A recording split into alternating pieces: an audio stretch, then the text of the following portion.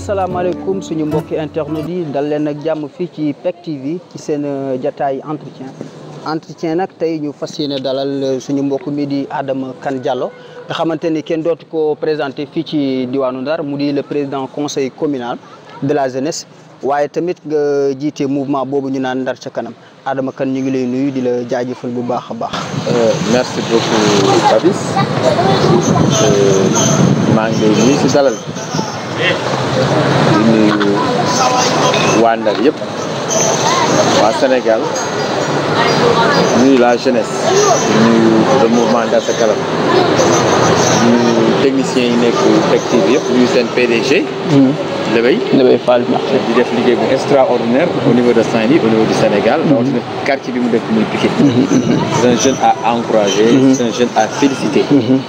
dëgg yàlla ku am courage la ku am jom la ñu ngi koy encourager si site bu mu mettre en place bu nekk PEC TV yi nga xam ni tey jii ni mu ko tuddee le nom maanaam fàttewul quartier déjà loolu c'est quelque chose voilà di leen remercier bu baax si invitation bi lu rëy la si man daal. jërëjëf waaw comme ni mu ko waxee rek kon yéen a ngi ñuy topp fii ci PEC TV du leen ñaan rek yéen internautes yi ngeen abonné wu ci chaîne bi Adama Kane dañuy commencé waxtaan bi yow yaay président conseil communal de la jeunesse maanaam ndaw ñi tey buñ ne jàkk xool suñu xel dem ci ndaw yi dana amaan ab tiis ndax umpale wuñ ne am na ndaw yu bari yoo xamante ni ñàkk nañu seen bakkan ci ndox mi mu di le phénomène de l'immigration clandestine yow en tant que président conseil communal de la jeunesse tey ana ban jàngat nga ci def. balaa may jàll sax si question bi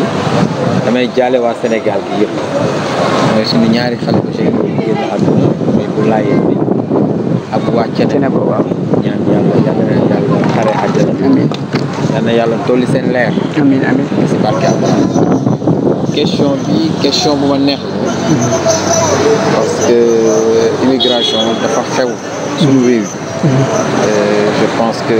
si weer yële Ndar am na sunu ay frères yoo xam ni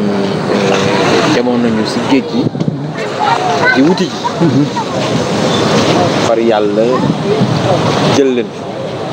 ñu jël na ko lu métti la parce que demuñu woon pour defe ji lu bon doon demoon pour wuti ji je pense que am nañu si rëcc sax mais am nañu si génn àdduna ñun ba loolu amee ñun en tant que structure de jeunesse conseil de la jeunesse dem nañu Pikine parce que Pikine la ëppee. Pikine la ëppee commune de Saint-Louis. am na 15 ndaw yu si génn àdduna am na sax ay étudiants yu si nekk am doon xool quartier si gën a ëpp Pikine la dem nañu Pikine ànd fa ay partenaires. ànd fa benn partenaire village de l'immigration wax dëgg yàlla ñu def visite par visite seeti waajur yi seet yi nga xam tamit seen ay jëkkër dañu des si géej gi ñu mastaw leen ñu defal leen parce que ñoom ñëpp ñu si bëri ma tamit parce que man ak ñoom naan di waxtaan si lu bëri kon bu fekkee dañ ma wax lu mel noonu mu nekk ay ndaw man ma jiite ndaw yi lu rafet war naa ko mën a dem mastaw parents yi waxtaan ak ñoom xool ñi nga xam ne tamit dem nañu mais rëcc nañu waxtaan ak ñoom xool ban solution nañu war defal responsabilité est partagée parce que lu tax man responsabilité bi est partagée parce que toujours man li may waxtaan ak ndaw yooyu mooy àdduna booy dem bitim réew da nga koy jaarale si anam bu rafet parce que yàlla bu dogalee ni sa wërsëg mi ngi bitim réew kenn mënul mos a waate ba doo fa comprendre nga état bi tamit na gën a jàppale ndaw yi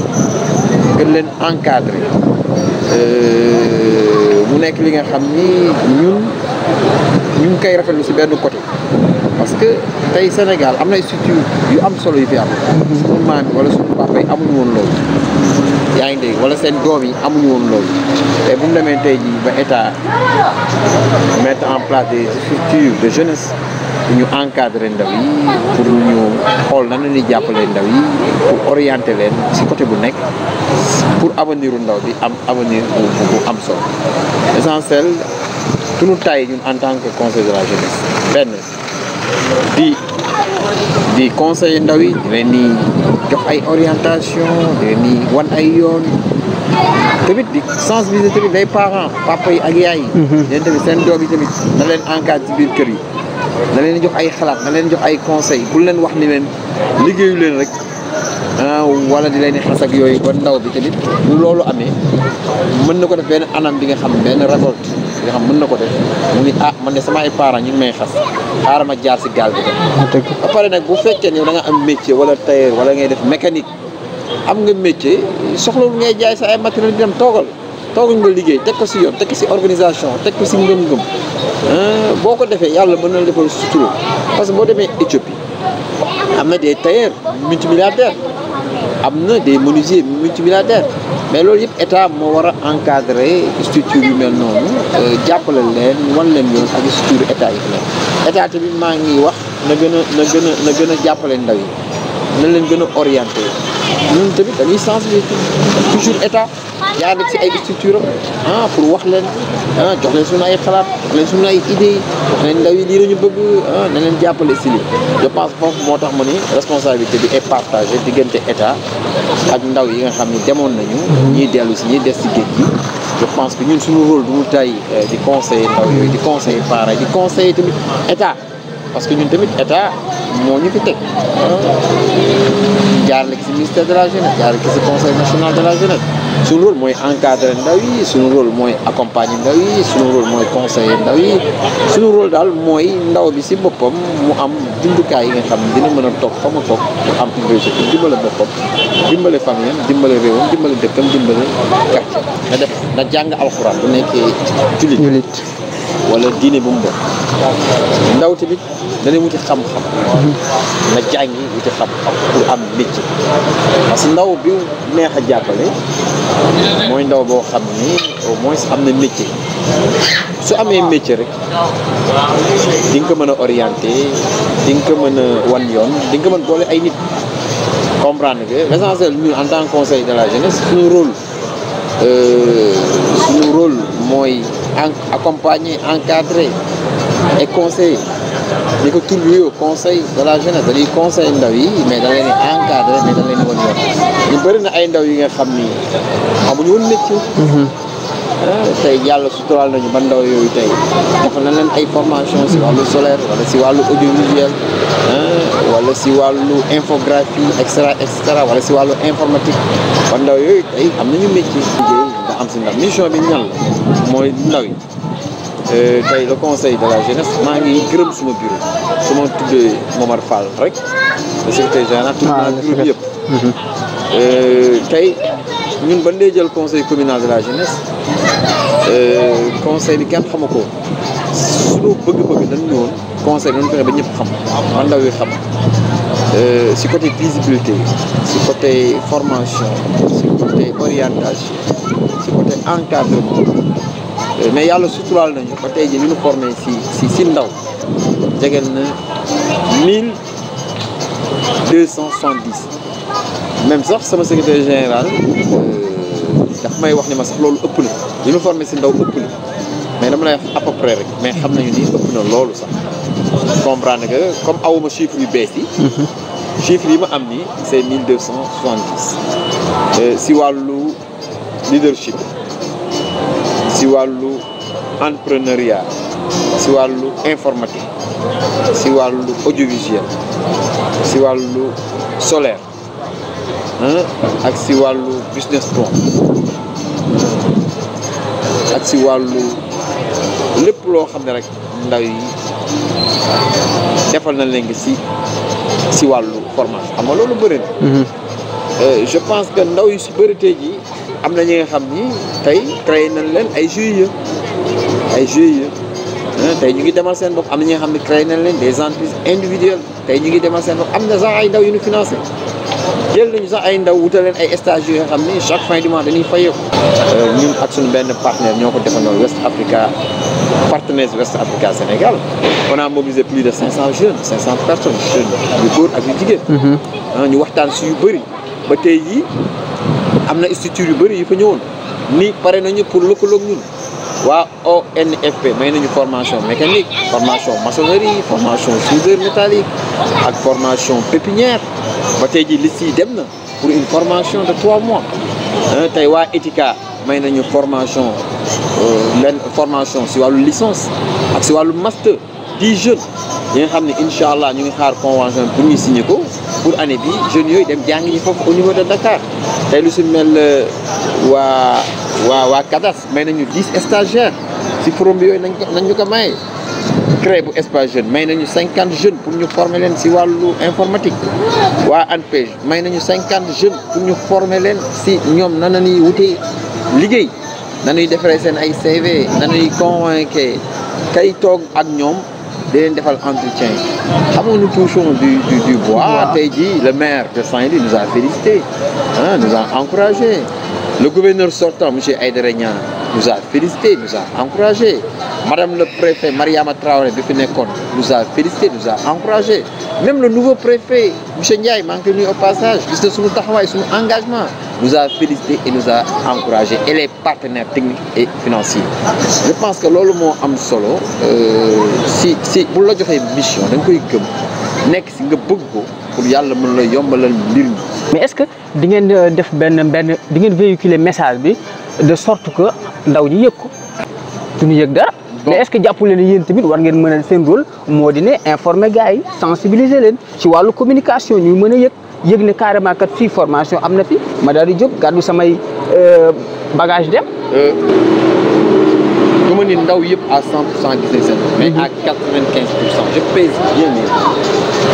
à 95% ndaw yi gis nañ seen parce que man ndaw yi fu ma romb ñu ngi sargal ñu ngi félicité ñu ngi ñuy encouragé fu nu dem si Ndar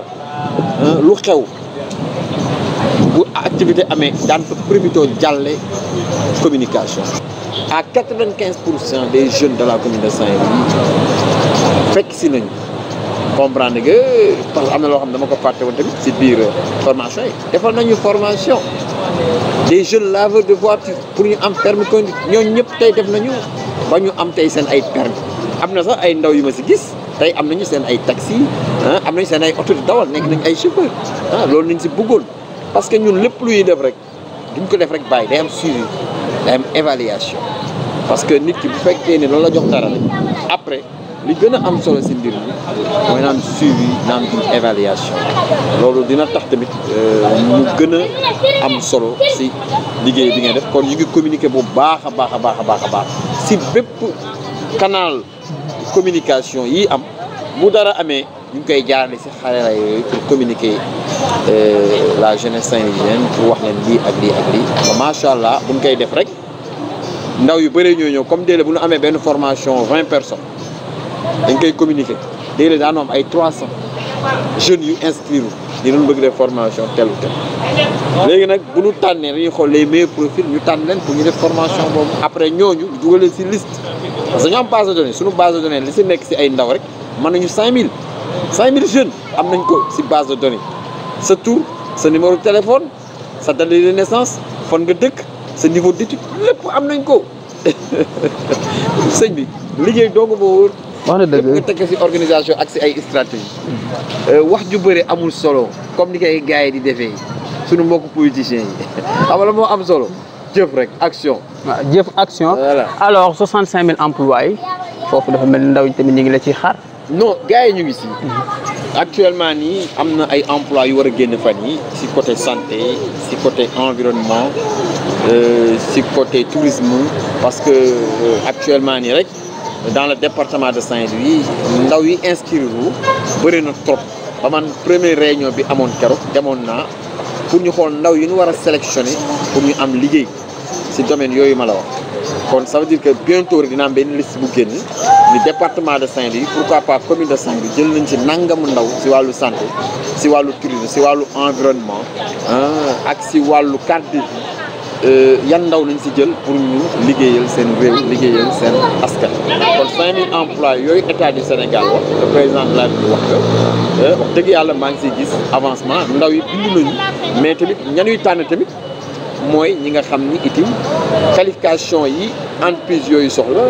structure yooyu soxla ñooñu rek lañu mën a jël mais l'essentiel li am solo rek mooy daanu gën a sensibiliser daanu gën a waxtaan état bu defee 65000 ñaan nañu deuxième vague bi mu def 100000 pourquoi pas incha allah l'essentiel daal ñu ngi si te mi ngi avancé bu baax a baax parce que bokk naa si comité bi nga xam ni ñooy def comité de sélection pour ndaw yi si am si liggéey si domaine yooyu. non ça veut dire que xam nga maison de la jeunesse yi. c'est pour les 45 départements du Sénégal. Saint-Louis bosom mi ngi ñëw posé nañu pièces yi ay dëkk yu bëri je pense que pour Saint-Louis c'est pour bientôt yooyu am na solo loolu dafay wane ne bu amee rek day tax jeunesse bi gën a am information gën a xam yoon yi ñu war a jëm seen ay bëgg-bëgg seen ay vision je pense que loolu ñun waa Ndar département de Saint-Louis madame la ministre notre sœur ñu ngi xaar Ndar ñu tegal ko première pierre maison de la jeunesse yi nga xam ni war na am si 45 départements yëpp bu amee dina gën a am solo si ndawu département wu Saint-Louis parce que man tamit en même temps je suis le vice-président du conseil départemental de la jeunesse de Saint-Louis. Effectivement kon maa ngi def plaidoyer boobu envers notre sœur notre ministre tutelle madame le ministre de la jeunesse. d'accord situation pandémie la ñu nekk booy xool Covid 19 tey lan mooy seen taxawaay. bon suñu taxawaay mooy jege askan wi si fulla ak si fayda foofu maa ngi fiy remercier le maire de la commune parce que première vague bi ba mu amee. dëgg yàlla déggoo nañu si téléphone ñu dajale ndaw yëpp wax dëgg yàlla ndaw Ndar yëpp ñi bokk si pouvoir ñi bokk si opposition société civile bi ñu ànd di xàccandoo di dóorandoo pour ñu xeexandoo benn mbir pour Covid bi jóge fi. ba loolu amee maire bi wax dëgg yàlla génn na moyen bu bëri tekk si table pour jàppale comité boobu pour au moins ñu sensibiliser dëgg yàlla ñu sensibiliser ndaw yi joxe nañu plus de ay 10 000 masques ëpp na ko maire bi ànd ak ñun si terrain bi suba ngoon guddi ak bëccëg dëgg yàlla ban ko defee Covid bi wàññeeku woon na bu baax a baax mais deuxième vague bi tamit yàlla def na si tamit def nañ ci sensibilisation parce que ñun tamit conseil communal de la jeunesse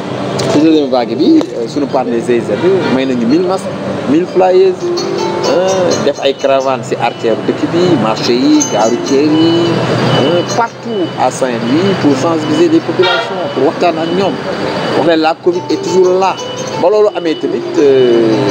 ñëpp tamit jàpp nañ si ba yàlla def na Covid bi deuxième vague bi affaire bi wàññeeku ak doole léegi ñu duggaat si troisième vague bi gën a am solo boo xam ne mooy li gën a dangereux mooy variant delta bi nga xam ne wàllante bi dafa gaaw lool ñu bëri ñu ngi si génn àdduna parce que première vague bi deuxième vague bi ay ndaw ñu ngi seen doon génn àdduna mais lu ndaw la woon mag ñi ñoo si doon ëpp lu si doon génn àdduna mais si troisième vague bi mooy variant delta bi ndaw yi ñu ngi si génn àdduna parce que man xam naa si 5 ndaw ñetti jigéen ak ñaari góor si Sénégal ñi xam man xam naa leen tey génn nañ àdduna si Covid bii nañu génne àdduna ay ndaw kon bëri na ay jigéen yu wérul ñoo xam ni da nekk en état ñu ngi fiy génn àdduna kon léegi solution bi lan la mooy foofu damay lancer un appel état di lancer un appel ñu nekk si pouvoir ñu nekk si opposition société civile bi association yi délégué de quartier yi conseil de quartier yi bàjjanu gox yi kilifa diine yi kilifa aada yi ñun ñëpp nañu ànd bokk ndey ak baay. am na solo am benn objectif. ñu xeex Covid parce que ñëpp Sénégal moo ñu ñor. parce que Covid bi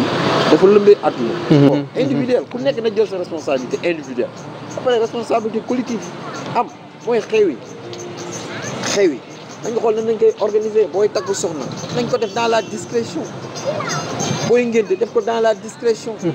bu dëj amee tamit ñu xool mbokk yi ñooy priorité ñu teew est-ce que comprendre nga rassemblement yi am te amul njëriñ ñu wàññi ko. ak doole je pense que bu amee léegi ñetti weer ñun ñëpp ñu defandoo loolu ñëpp ànd ki nga xam ni mooy état du Sénégal ànd le président de la moom la fi yàlla teg ñun ñëpp ñu bokk ndey ak baay àndandoo ak moom xeexandoo mbir mi buñ ko xeexoo ñetti weer laa la may j'en suis sûr que Covid bi dina si dellu ginnaaw ba pare di wax nit ñi noonu dem vacciné wu muy ndaw muy góor muy jigéen muy mag ak ndaw na ku nekk dem vacciné wu si centre parce que fépp si quartier boo dem am na centre de santé nga dem état bi tamit ni indi vaccin yi ak doole nit ñi dem vaccin parce que on est 16 millions ou bien 15 millions d'habitants bu yàlla defee au moins 10 millions yi vacciné wu incha allah yàlla mën nañu si defal sutur. incha allah te buy vacciné wu rek ni man vacciné wu naa rek du ma takkati masque non parce que nee nañu affaire mu garanti wu la à 100% à 75% na la garanti kon ça veut dire que boo vacciné wu tamit continuer mesure barrière yi takkal masque ba affaire bi jógee fi kilifa diine yi itam waa Tiwaawan ñu ngi ñaan macha allah barki démb xalifa général day muri woote na pour ñu ñaan kilifa jàngu bi tamit ñu ngi ñaan nit ñëpp ñaan imam yi tout le monde man yow PDG tout le monde nit ñëpp tamit fu ñu jullee rek ñu tàll suñu loxo suñu borom ñaan mbas bi jógee parce que bu continuer nii ndaw yu bëri daan si génn àdduna cas yi dina gën a cas grave dina gën a yokk parce que sànq mbir mi ngi yokk rek cas grave day yokk dese yi day bëri comprendre nga kon nanu ñaan yàlla defal ñu sutura yàlla yombaloon ñu mbir mi mais tamit yàlla bay suñu tool tamit ndimbal na fekk loxol borom ñaan mais tamit dañuy sàmm métti bi wax nga si stratégie de communication yi si Facebook yi si réseau yi si bu ñu demee si benn activité avant ñuy def dara ñu joxe sensibilisation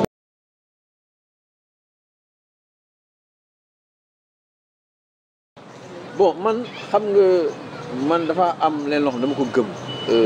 Papis man dama nekk ni ki nga xam ne buñ ma joxee mission bu mission bi jeexee rek dama bëgg ñu renouveler pour dem nekkaat si leneen surtout sax am na ñoo xam dañu sonn ay xale yi foog suñu rakk yi ñëw ñu encadré leen man ba suñu mandat jeexee man sama wàllu bopp maa njëkk envoyé benn message ministre de la jeunesse le président du conseil national de la jeunesse ni ko nanu renouveler mooy lan mooy ñun def nañu suñu mission yi jeex na mais nanu renouveler les conseils de la jeunesse suñu rakk yi ñëw ñu encadré la ñun ñu jàllaat si leneen comprendre que man dama nekk li ki nga xam ni keroog ba sama mandat jeexee dama discuter parce que tamit balaa ngay jël décision da ngay waxtaan ak say entourage te effectivement lañ ma conseil lu baax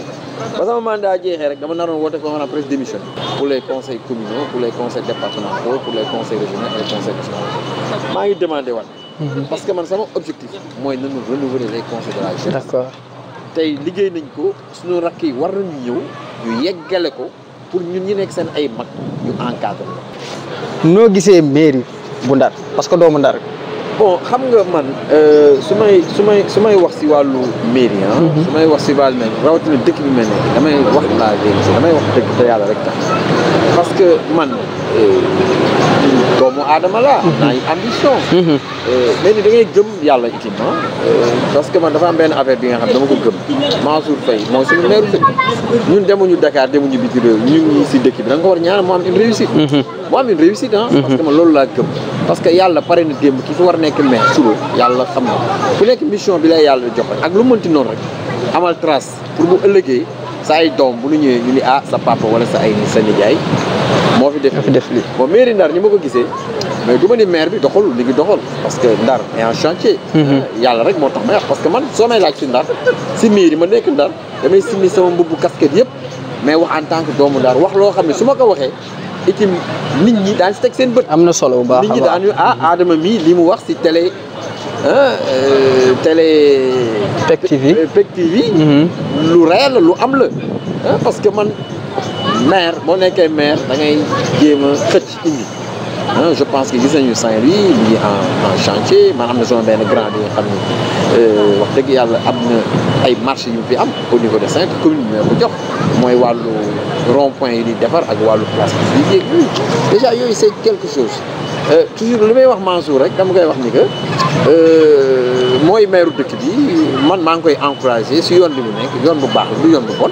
parce que ñun Ndar nañu nekk demuñu Dakar demuñu bitim réew bu Ndar doxee suñu affaire dox bu doxul suñu dara dox kon dañ koy ñaanal ki fi nekk xam ni tey jii moo nekk si bateau bi moo nekk capitaine bu suuxee ñu suux mais su doxalee ñu dox mi ngi mel rek le président de la République du Sénégal su doxalee réew mi dox sa affaire dox sama affaire dox ah keneen affaire am dox même chose que la mairie de Saint-Louis dama koy ñaanal yàlla en tant que frère en tant que ami en tant que collaborateur parce que le conseil de la jeunesse la mairie moo njëkk nekk suñu premier partenaire kon dama koy ñaanal yàlla mu am réussite di ñaan yàlla mu gën a yokk loxo muy xëcc di indi rek ah parce que ndar entreprise yi ñu ngi daw di ñëw ndar gaz bi ñu ngi fii ndar dëkkum pêche la ndar dëkkum agriculture la ndar dëkkum tourisme la ndar dëkkum pêche la ça veut dire que damay dégg ay nit di wax nii mairie bi ki fi nekk amul bilan boo xam ne mairie bee ko réalisé mais ñooñu tamit dama leen di wax nii ku nekk maire si réew si dëkk ku nekk maire si dëkk bu la état jàppale doo dem su la état jàppale wu tamit doo dem moom mooy état parce que c'est un ministre de la République première dame fii la dëkk ndar gii la dëkk Macky Sall bi nekk président de la République mooy borom këru première dame du Sénégal mu nekk une Saint-Louisienne kon maire bi ak première dame ñoo bokk ndey ak baay kon kooku ni mu jegee état dëgg mu koy ñaan yàlla mu gën a xëcc fépp fu mu mën xëccee pour indi ndar gi rek ñu ngi koy ñaan yàlla na xëcc loolu laa koy wax di wax rek ni moom moo fi nekk nañ ko ñaanal mu am une réussite parce que bu amee une réussite ñu xam ne ñun waa Ndar ñoo si bénéficié ku ñëw jógee si àdduna ñëw Ndar dinañu respecté te man dafa am benn affaire boo xam ne dama ko gëm mooy ak casquette bi ma mën nekk mais su may wax sama Ndar rek su may wax si Ndar rek man damay wax ni Ndar moo suma parti politique Adama comprendre rek man du ma sëkk jëf man iñaanu ma soxoru man li ma gëm rek mooy ku nekk si dara muy yow muy PDG muy sunu caméraman bi dama leen di ñaanal yéen la ngeen nekk ngeen am si une réussite parce que yàlla pare na démb bala sa waajur bu jigéen ëmbee avant ngay ñëw si àdduna la yàlla wax lan ngay am si àdduna lii ngay am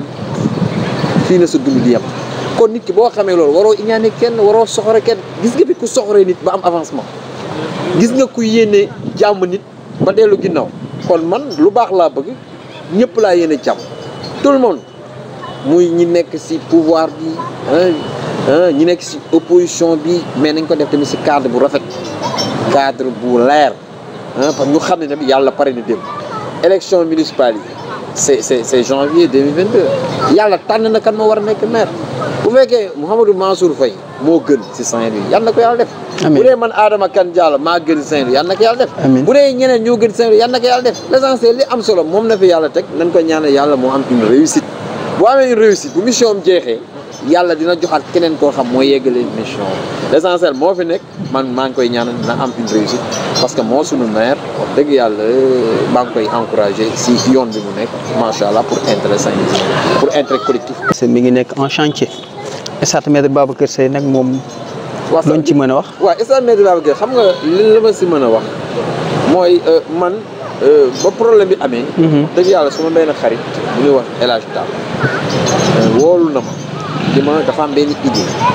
dajale ay doomu Ndar sportif yeeg ñëpp ñu toog waxtaan ak maire ba nu demee maire bi recevoir nañu ñu waxtaan ak moom mu wax ñu xalaatam wax ñu idée xam nga Ndar tamit dafay màgg Ndar dafay yaatu te dëkk buy yaatu dafay am yeneen stratégie yu bees yooyu def pour ndaw yi am si ay emploi pour au moins ku ñëw xam ni Ndar am na tuuti changement ba loolu amee am na tamit ñi taxaw ni stade Me Babacar Seye patrimoine kenn du ko fi laale am nañ si droit am na tamit ñu taxaw wax stade Me Babacar Seye dañ ko fiy jëlee non dañ ko fiy bàyyi maanaam am na ñu taxaw wax ni stade Me Babacar Seye kenn du ko laal maanaam dañ koy defaraat am na ñu wax ni stade Me Babacar Seye ko war a tuxul daal dañ ko war a tuxul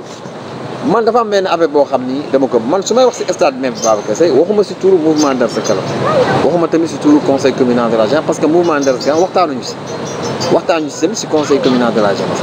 mais man en tant que Adama je suis pour ñu tuxal stade Me Babacar Seye ah oui parce que dama am loo xam dama ko gëm mon ami mon frère gis nga Ndar dafa war a avancer Ndar dafa war a am yokkute ndaw yi si boppam dañu war a am liggéey parce que maire bi ba tey taxawul ni lii lay def wala leneen def da ko proposé nii yéen lay déglu mais am na catégorie bu ni d'accord nañu am na catégorie bi nga xam ni nee nañu d'accord man Adama en tant que Saint-Louisien parce que am leen lu ma gëm football baax na c'est bien am na alal am na mais ñu defaraatal ñu beneen stade bi nga xam dina am plus de 20 000 places stade bi nga xam ne équipe nationale war na fa mën di footballer mais Ndar dëkkum sport la. Ndar dëkkum football la. Ndar war ñu am ñaari stade yu ndaw yi rek Ndar war nañu mën a am stade bi nga xam ni turbine yi day wër am norme internationaux. réew sama dëkk mais fii c'est un projet de 11 milliards bu ne ni jël 11 milliards yi am lu ñu si dolli pour defar si benn stade multidimensionnel fii ñu def benn centre d'affaires bi nga xam ni ça va créer de l'emploi dina indi alal si dëkk bi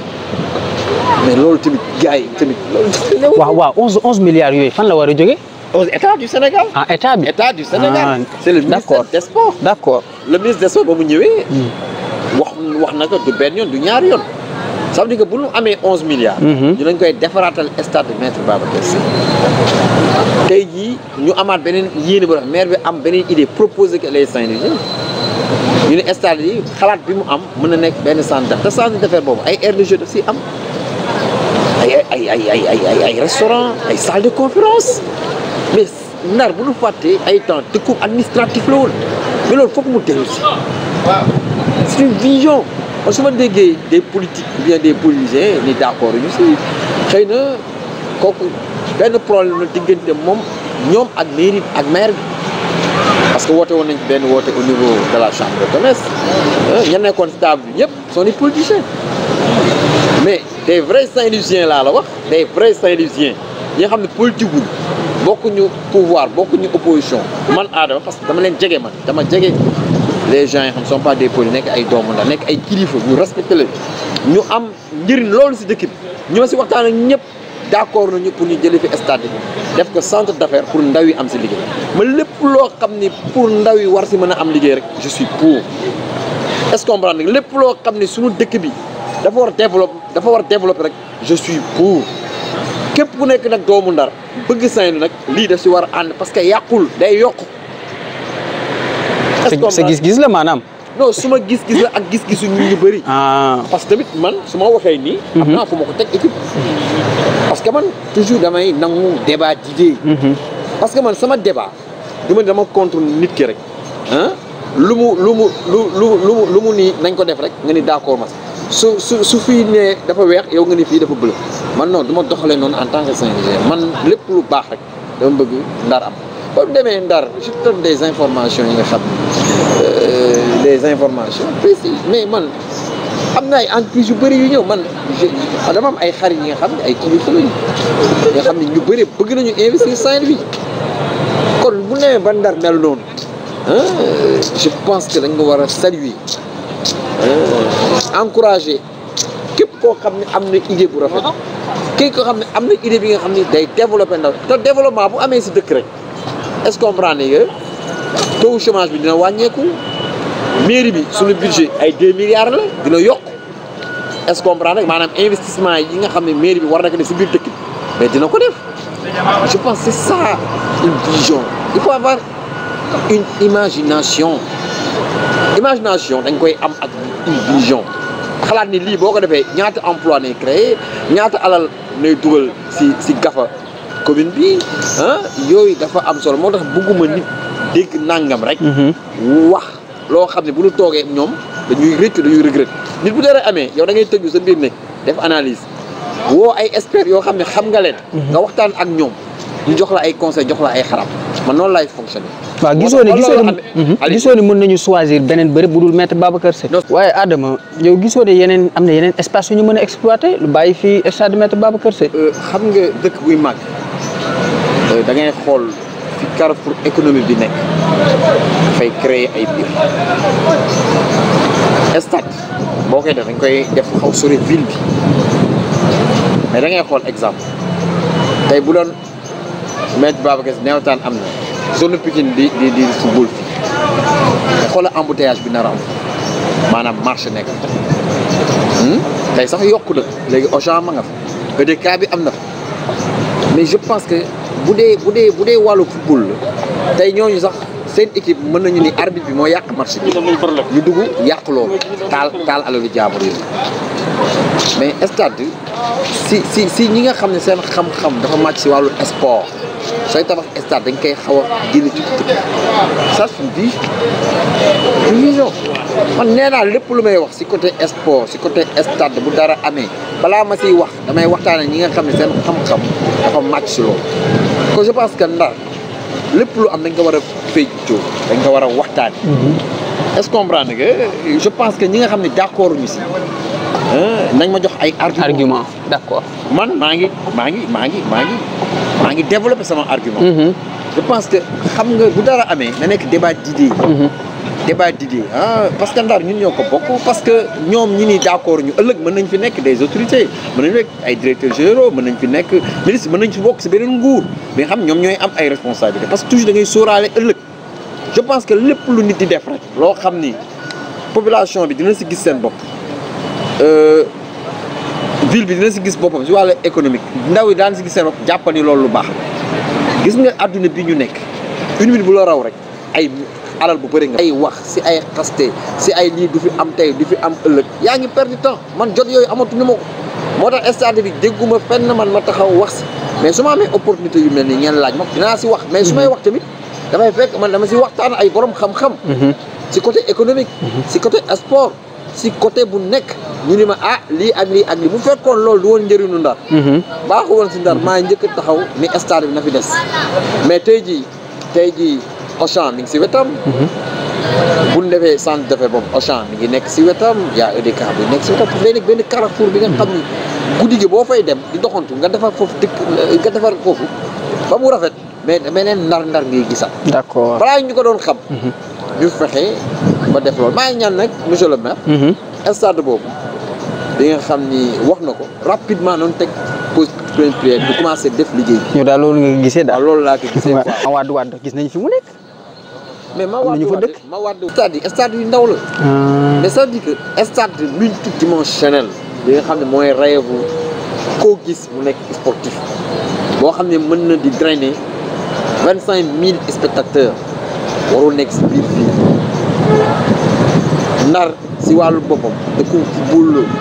dañ fi am ay joueurs yu bëri yoo xam tey jii ñu ngi doon football si équipe nationale am nañu sax ay joueurs yoo xam ne ñu ngi nekk si équipe nationale de football. est-ce que comprendre que Ndar war na am stade bi nga xam ne plus de 20 000 places war na ko am si stade ba war na am terrain handball war na am terrain basket war na am terrain d'athlétisme est-ce que comprendre yéen compétition yi ñuy organiser côté yooyu muy handball muy football muy basket war nañ ko di koy mën di organiser fii Saint-Louis au niveau international ou bien au niveau national parce que tey Sénégal bu yàggul rek am na ñu wax ni Sénégal dafa rafle stade ba le président de la République wax na ko ci conseil des ministres je pense que Saint-Louis dafa soxla stade multidimensionnel parce que Saint-Louis dafa formé ay Makhtar Ndiaye dafa formé ay El Hadj Diouf dafa formé ay Amara Traoré foofu tamit maa ngi koy profité di féliciter la Linguère de Saint-Louis le président Amara di wax nag benn ñaan rek laay ñaan di koy ñaan première dame du Sénégal nekk une Saint-Louisienne mu nekk suñu référence gis nañu social bi muy def au niveau de Saint-Louis mais ñu ngi koy ñaan tamit na jàppale Linguère moom benn bus de 60 places. d'accord kooku moom sama doléance la madame Marième Faye Sall première dame du Sénégal nous la jeunesse de Saint-Louis nous demandons un bus pour la Linguère de Saint-Louis. waaye Adama Kane yaa ngi créer benn mouvement Ndar ca kanam. daa bëgg doon maire wala. non objectif bi du bëgg doon maire wala bañ doon maire bañ na ba mouvement bi du mouvement Ndar ca kanam man Ndar avancé. mais teewul tamit awma ambition xam nga tey gis naa ay gars yu bëri yu demandé seen candidature maa ngi leen di encouragé di leen di félicité mais tamit ñooñu demandé seen candidature gënuma am taxawaay si Ndar de gënu ëpp ñu ma mbooloo parce que le mouvement Ndar ca kanam ni mu ñëwee mbir la. ku dem élection législative am 802 voix si 21 jours nga liggéey am 802 voix sa ay mbokk sa ay xarit sa ay am di jàmm sa ay sympathisants nga liggéey ko sa moyen bopp parti ba nga newoon sax joxu la benn moyen di campagne 10 heures ba 2 heures du matin pendant 21 jours nga dem ba maigri jeex tàkk nit ñi defe da nga feebar fekk na man lu may nekk dama koy gëm ak conviction nekk sur terrain man terrain laa gëm man gëwuma wax terrain action terrain dem élection ñu wañ ñu ni tête de liste CPGE Adama Kane Diallo parce que am na tamit ñu nekkoon tête de liste mais ñooñu te ba nu amulee moyen sonn ñu woon si mbir mi dañ toog seen kër am nañu bokkoon si liste bi CPGE mais comme moyen amul ñoom tamit sawaruñu man rek man maa dugg si terrain bi campagne moo tax 802 voix yooyu ba ma ko amee dama ni ñun ñi newoon si terrain bi ànd ak man ñoo ko am tey bu doon élection locale dina am ñaari conseil wala benn conseil comprendre nga def campagne 21 jours nga am loolu kooku maa ngi koy gërëm ñëpp loolu moo indi mouvement Ndar Sa Kanam après élection yooyu dama woote benn woote dama leen di woo pour remercier la parce que nit bu la àndalee ak yow jàppale la si naaj bu tàng bi guddi loolu ànd ak yow soo demee ba pare même boo amoon sax 10 ñu la voté ñooñu war nga leen woo remercier leen féliciter leen encourager léegi ñooñu doon ma jàppale responsable laa leen woo remercier leen ku nekk joxe sa idée si évaluation bi ñu ne Adama yow am nga loo représenté si Ndar am nga engagement si Ndar mais taxawal benn structure ma leen réfléchir leen 5 personnes ma tànn leen ñoom ñu toog tëju réfléchir ñëw génn ni mouvement Ndar Sa Kanam nañuy taxawal ban nga taxawalee ñu def benn assemblée générale bu mag centre Mame Fatou Konté j'ai mobilisé ce jour-là 400 ba 500 personnes parce que tamit man mission laa am si Ndar yàlla moo ko def si ma dama ko war doxal parce que sa maam Abi Kane Diallo ancien maire de la commune de Saint-Louis moo jur sama papa mais sunu maam yooyu da nekkoon si askan wi suba ngoon guddi ak bëccëg xëy na loolu ne si moom deret jooju dugg na sama sang bi loolu du ma koy yàq dama koy préféré dama koy téye bugguma ëllëg fa muy tëdd muy meri sëtam dama bëgg fa muy tëdd mu bég si man mu kontaan si man di may ñaana parce que mission ba mu nekkee loolu la doon doxal loolu laay continuer pour doxal ko si yar si teggin xastewu ma waxuma lu ñaaw ku ma wax lu ñaaw wax ma lu bon baal naa si xol bu sedd bi oui comprendre nga wante yéen ñëpp yéen naa leen jàmm pour ngeen am une réussite l'essentiel le mouvement Ndar Sa Kanam loolu moo ñu tax a jóg suñu waree nekk maire daañ ko nekk mun ko warul nekk duñ ko nekk parce que li am solo mooy daañu liggéey suba ngoon guddi bëccëg pour benn intérêt mooy le développement de Saint-Louis ce développement de Saint-Louis ñun la mouvement Ndar Sa Kanam ci war a jouer rôle bu am solo. merci Adama Kane Diallo suñu mbokki internautes yi li moo nekkoon seen jotaay entretien ñu doon ci dalal tey Adama Kane Diallo bi nga xamante ni moo di président conseil communal de la jeunesse nekkit koo xamante ni moo jiite mouvement Ndar Sa Kanam mu nekk ku disponible wax dëgg yàlla dañ lay jaajëfal lu bare xanaa ñu bàyyi la nga tàggatoo ak mbokki internautes yi. waaw jërëjëf émission bi moom gàtt na de mais xam naa ni. day amaat. incha allah macha allah waxtaan bi moo neex. d'abord di gërëm ñi seetaan ñëpp. di gërëm waa Ndar di gërëm ma famille parce que boo demee ba nekk si liggéeyu dëkk dootoo amati vie de famille. oui effectivement. je pense que parce que suba ngoon guddi ak bëccëg ñu ngi si liggéeyu dëkk bi ñu ngi si xool lan mooy jëmale dëkk bi kala je pense que maa ngi leen di gërëm vous êtes des jeunes très engagés parce que le PDG Lebey ñëpp xam nañu engagement bi mu am foo gis mi ngi rassembler foo gis mi ngi defar il a une vision nekk doomu Pikine c'est une référence Lebey demee ba mettre en place lii defalu ko boppam lay mais Sénégal gi yëpp na ko defal parce que lii mu créé kenn xamul ëllëg fa muy yemee parce que loo gis day am commencement mais doo xam jeexalukaay bi kon lii mu créé moomatu ko. yëfu waa Ndar la yëfu waa Sénégal la maa ngi leen di encouragé di leen di ñaanal yàlla seen site bi télé bi yàlla na si yàlla def sutura def si barke def si jàmm wax dëgg yàlla yow journaliste bu professionnel nga parce que posé nga ma ay questions yu am solo xale nga maa ngi lay ñaanal yàlla may la ndam. di wax waa Ndar waa Sénégal ñun doomu Ndar yi nañu ànd bokk ndey ak bay bokk ndey bay di xàccu doo di dóoruloo pour benn intérêt mooy développement wu Ndar di wax jeunesse su sama réew yéenay avenir u réew mi bu leen kenn dégg su lu bon bu leen kenn dégg su lu ñaaw nekk leen si lu baax dox leen wax leen wuti leen xam-xam wuti leen métier fonk leen seen ay papa fonk leen seen ay yaay diine bi ngeen bokk fonk leen ko man conseil boobu laa leen jox boo leen ko nekkee ngeen am patience bu leen yàkkamti boo leen ko nekkee ngeen teg lépp si organisation teg ko si vision teg ko si yoon ak lu mu yàgg yàlla dina mas a ñëw si yéen bu leen yàkkamti nekk leen rafet correct leen fonk leen seen ay waajur def leen lu baax boo leen ko defee rek yàlla dina defal jàmm di gërëm ñii seetaan ñëpp di wax ne lépp lu ma fi wax bu dee lu baax la ñu xam ne suñu borom la bu dee képp ku may seetaan gis na si boppam mu mer maa ngi koy jégalu maa ngi koy baalu ak dama doon wax rek si cadre defar bi nga xam ne la may wax moom dina am lenn lu mu si jëlee je vous remercie